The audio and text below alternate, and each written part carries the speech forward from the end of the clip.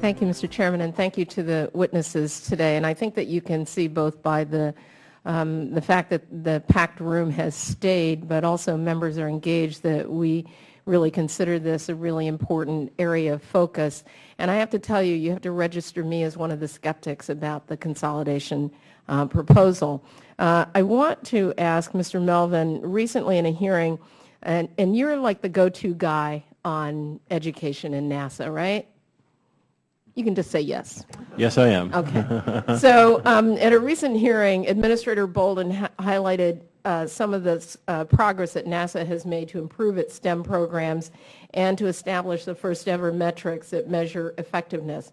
How much of that, and that was under a lot of your guidance and leadership, and it's not the first reorganization, but it's one that, that you've overseen. How much of those measures have been put into place up until this proposal came forward?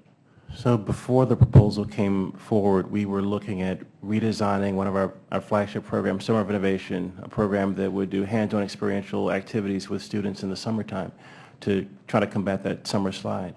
And that program, over the course of its inception in 2010, had been redone many, many times. But this final redoing of the program, we worked with Gil Noem and the Pear Institute at Harvard University to see what the dimensions of success would be for the evaluation process of getting this program done. So right now we're in the process of getting back some of that data from last year to see how effective the program is. Because one of the toughest things to do is to measure how effective a STEM engagement program is. So let me just ask this. So the data that you're in the process of getting back, was that actually used to develop the consolidation plan?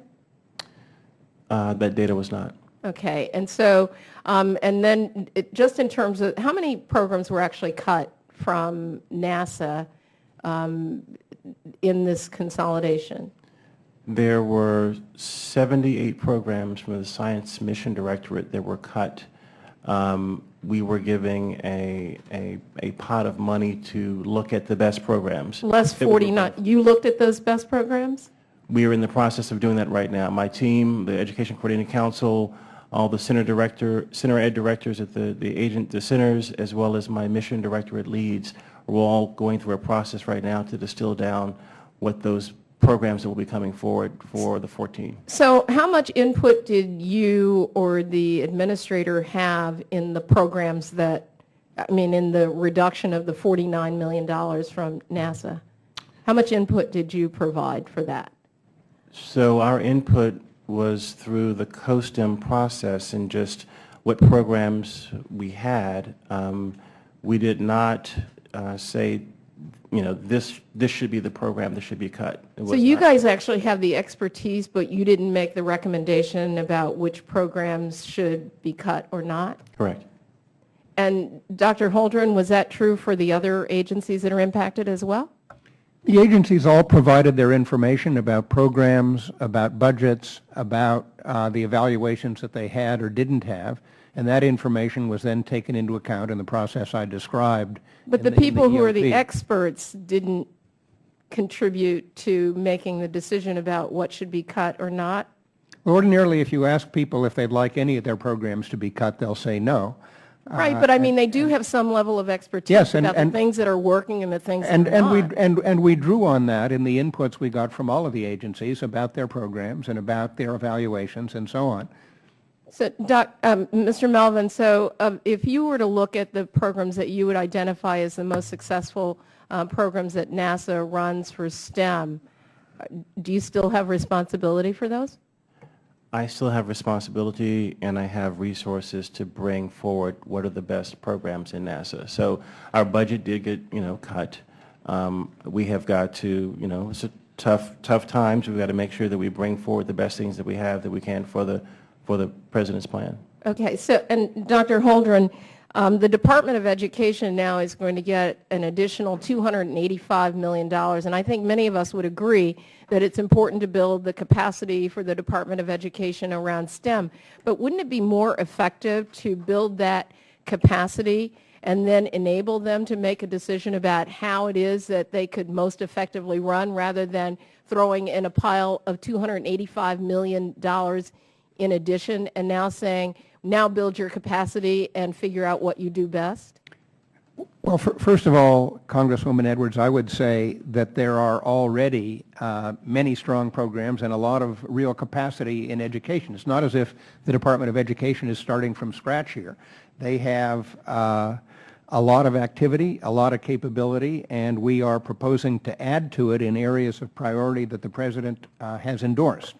And those include the Math and Science Partnership Program, the STEM Innovation Networks that I mentioned, an ARPA Ed to look, which would be under the Investing in Innovation program, that would look at out-of-the-box, paradigm-breaking ways to improve our game in STEM education.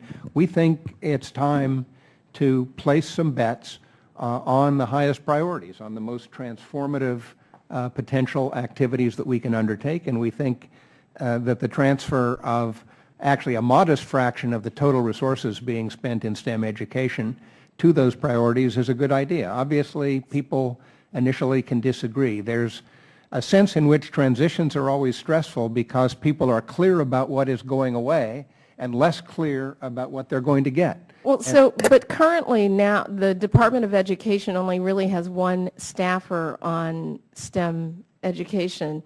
Wouldn't you agree that to get this additional resource and capacity, that they have to develop more capacity? Well, there's $5 million in the proposal to build up a STEM education office within the Department of Education to coordinate a lot of this, but it's not as if there isn't an enormous amount of relevant capacity spread across the different domains of the Department of Education that we would be drawing on to expand some of these programs. But we do agree that we need more focused STEM education expertise right attached to the Office of the Director, and that will happen under the proposed plan.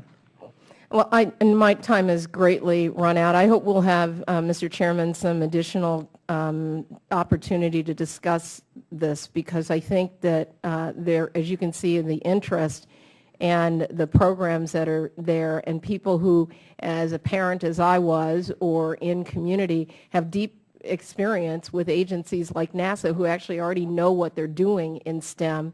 And it feels like, why, I mean, you know, if it ain't broke, don't fix that. I yield.